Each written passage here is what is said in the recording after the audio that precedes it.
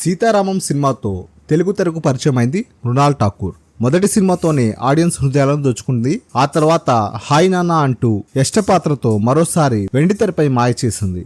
ఇక ఇటీవలే family star సినిమాతో థియేటర్లలో సందడి చేసింది. ఇవే కాకుండా తమిళం, తెలుగు, హిందీలో వరుస సినిమాలు చేస్తూ బిజీగా ఉంటుంది. ఎలాంటి ఫ్యామిలీ బ్యాక్గ్రౌండ్ సపోర్ట్ లేకుండా ఇండస్ట్రీలోకి అడుగుపెట్టింది ఈ బ్యూటీ. ఇప్పుడు కోట్లలో రెమ్యునరేషన్ తీసుకుంటుంది. కెరీర్ తొలినాళ్లలోనే ఎన్నో ఒడిదుడుకులు ఎదుర్కొంది.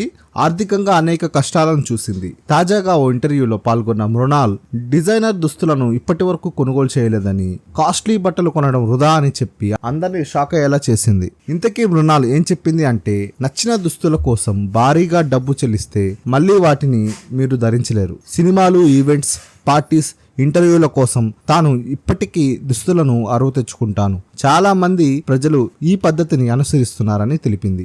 అంతేకాకుండా తాను సొంతంగా దుస్తులు కొనాలనుకుంటే కేవలం 2,000 మించి ఖర్చు చేయనని చెప్పుకొచ్చింది. తన మాటలతో బట్టల్లో తన పొదుపు స్కీమ్ ఇప్పుడు నెట్టింట వైరల్ అవుతుంది. కోట్లలో సంపాదన ఉన్న పిసినారితనంలో నెంబర్ 1లా ఉందే అని కామెంట్ వచ్చేలా చేసుకుంటుంది మన మృణాల్. మీకు ఈ వీడియో నచ్చినట్లయితే ప్లీజ్ లైక్ చేయండి.